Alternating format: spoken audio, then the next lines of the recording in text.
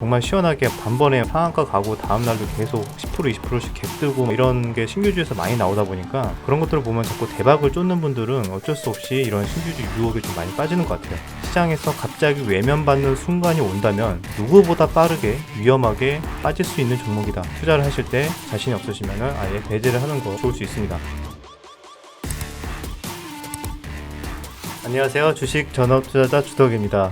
오늘 미장이 금요일날 좀 강하게 마감을 하는 모습을 보면서 조금 기대를 하신 분들도 계셨을 텐데 생각보다 좀 약한 흐름을 보였죠. 갭 상승을 해서 오히려 좀 빼는 흐름. 그 이유가 오늘 나스닥 선물 가격이 장중에 마이너스 1%까지 조금 빠지는 그런 흐름을 보이면서 안 좋았던 것 같습니다. 확실히 조금 그 연속성에 대해서 굉장히 약해진 그런 시장의 흐름을 좀 보이고 있고요. 그럼에도 불구하고 그래도 시장에 수급이 몰리는 섹터들은 좀 따로 있는 것 같습니다. 건설, 시멘트, 그리고 테마로는 이제 정치 테마, 윤석열 테마주 쪽에 수급이 많이 좀 과열된 양상을 좀 보이고 있죠. 이 부분은 조금 조심해야 될 것 같긴 한데 굉장히 너무 과열되는 게 아닌가 이렇게 좀 생각을 하고 있습니다. 그런데 또 눈에 들어온 종목이 SK바이오사이언스가 좀 눈에 들어오는데요. 너무 지독하게 상장날 빼고는 계속 무섭게 지금 빼고 있습니다. 그래서 음봉이 지금 벌써 7개가 나왔는데요. 사실상 거의 13만원 이 가격대까지 공모가의 2배 100% 상승한 가격이죠. 이 가격대도 오늘 굉장히 힘 없이 뚫고 내려가는 흐름을 보였습니다. 사실상 차트만 보면은 하방이 거의 다 그냥 열려 있어요. 뭐 이게 이전에 차트의 흐름이 나와 있는 게 아니기 때문에 어디까지 빠질지 그 부분을 좀 예상하기 힘든 그런 구간이라고 보고 있고요. 이 도중에 개인들이 굉장히 많이 샀습니다. 그래서 투자자별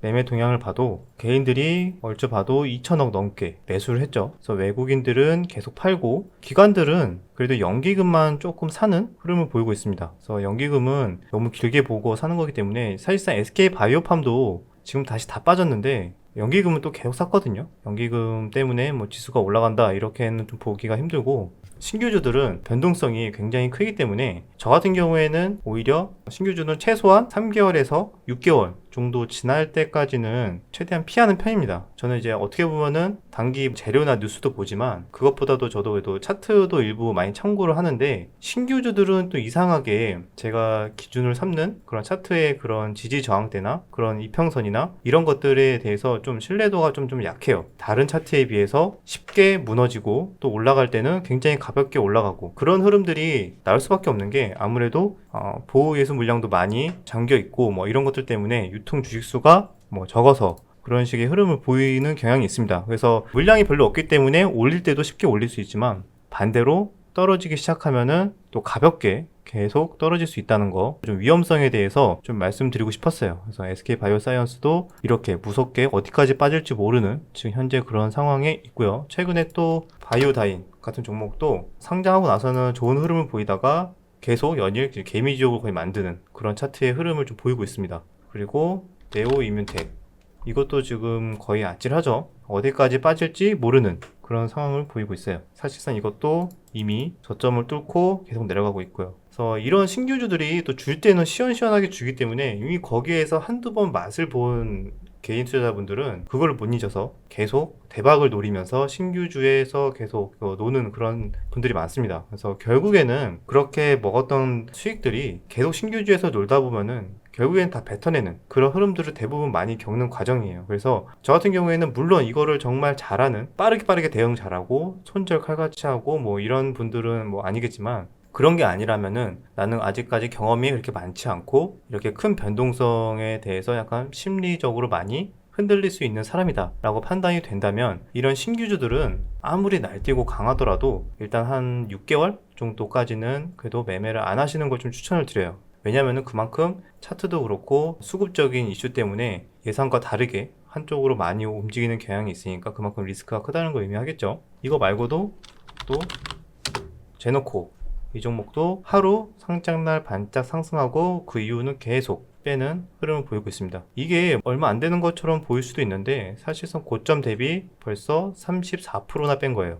SK바이오사이언스도 고점 대비 보면은 벌써 35% 마이너스가 되어 있습니다. 그래도 빅히트 같은 경우에는 얘도 처음에 무섭게 뺐어요.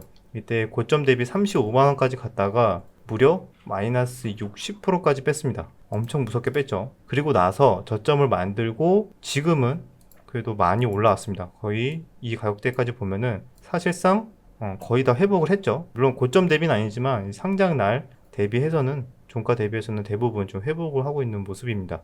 그래서 이것도 결국에는 기간이 딱 6개월 정도 됐네요. 상장하고 6개월 정도 된 기간입니다. 그래서 최대한 초반에는 변동성이 이렇게 너무 크니까 이게 일부 너무 이게 신규주로 수익을 크게 내는 분들의 뭐 영상이나 뭐 그런 투자하는 그런 것들을 보고 좀 자극적이게 보이죠. 정말 시원하게 단번에 상한가 가고 다음날도 계속 막 10% 20%씩 갭 뜨고 막 이런 게 신규주에서 많이 나오다 보니까 그런 것들을 보면 자꾸 대박을 쫓는 분들은 어쩔 수 없이 이런 신규주 유혹에 좀 많이 빠지는 것 같아요. 크게 시장에서 갑자기 외면받는 순간이 온다면 누구보다 빠르게 위험하게 빠질 수 있는 종목이다. 그러니까 투자를 하실 때 자신이 없으시면은 아예 배제를 하는 거 좋을 수 있습니다. 그리고 이거 외에 시장에서 특징적인 게 신규주 쪽에서는 이미 이전부터 돈들이 빠져나가고 있었고요. 최근에는 뭐 윤석열 테마에 많이 몰렸지만 지금은 과열이라서 약간 패스를 저는 좀 하고 있습니다. 제가 또 보는 거는 건설 쪽, 시멘트 쪽이 괜찮게 흐름이 나오고 있어요. 쌍용양에도 그렇고 두산인프라도 최근에 뭐 다른 이슈까지 있긴 한데 이것도 전 굉장히 흐름이 좋게 나오고 있습니다. 삼표 시멘트도 잘 안 빠져주면서 잘 나오고 있고 특히 또 조선 쪽도 많이 들어왔죠. HMN 같은 경우에는 조정을 좀 많이 받았는데 다른 조선주들은 나쁘지 않은 뭐 흐름을 보이고 있어요. 자, 물론 음봉이긴 한데 그래도 갭뜬 음봉, 대우조선해양 그리고 한국조선해양도 이런 흐름. 다른 이제 중소형 조선 기자재 종목들도 좀 많이 오르는 모습을 보여줬는데 수혜주 운하가 이번 주 작업을 하죠. 그걸 치우는 작업을 뭐 이번 주에 한다고 하는 것 같은데 그렇게 되면은 이번 주까지는 어느 정도 좀 이슈는 살아 있지만 이번 주 내에 그 이슈가 다시 사라질 수도 있다. 이렇게 해석을 할 수가 있습니다. 아마 그 이슈로만 수혜주 이슈로만 들어가기에는 변동성이 크고 좀 위험할 수 있다. 그래서 아마 이번 주가 마지막 피날레가 되지 않을까 저는 개인적으로 생각을 하고 있고요. 물론 단기적으로 위아래 변동성은 충분히 나올 수 있습니다. 왜냐하면 계속 수혜주 관련해서 뉴스들이 계속 나오고 있고요. 그래서 많은 투자자들이 관심 있게 보고 있는 섹터죠. 그 부분도 체크하시면 될 것 같습니다. 그 외에도 이번에 하나 특징적인 게 최근에 또 올해 들어서 친환경 쪽이 많이 관심을 못 받았죠. 흐름들이 별로 안 좋았어요. 하나솔루션도 그렇고 이렇게 계속 올해 들어서 계속 빠지는 흐름. 근데 지금 다시 회복하고 있고 CS 윈드 같은 경우에도 똑같이 계속 빠지다가 최근 들어서 좋게 흐름을 만들고 있어요. 이런 흐름들 봤을 때 추가적으로 돈들이 이 섹터에 몰릴 수 있지 않을까 이런 것도 좀 한번 지켜보면 좋은 공부 사례가 될 것 같고요. 또 친환경이랑 또 같이 갈 게 무엇인가 생각을 해봤을 때 탄소 쪽도 최근에 굉장히 오랫동안 재미를 못 줬죠. 사실상 올해 초까지만 해도 잠깐 바이든 취임 관련해서 잠깐 이렇게 올랐다가 그 후로는 계속 조정만 받았어요. 그래서 최근에 다시 의미 있는 21선 위로 이렇게 회복을 해서 지켜주는 흐름을 보여주고 있습니다. 그래서 탄소 쪽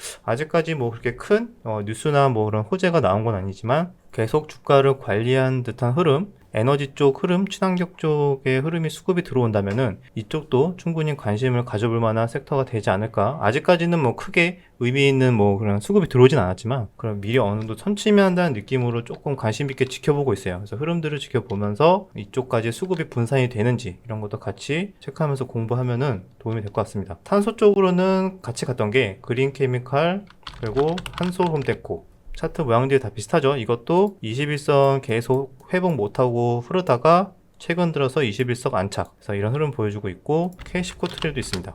K시코 트레일도 비슷하게 뭐 이날 또 좀 수급이 나왔다 빠졌는데 21선 위에서 안착하는 흐름들. 아직까지는 그렇게 크게 몰리진 않고 있지만 한번 지켜볼 만한 그런 공부할 만한 섹터라고 보고 있습니다.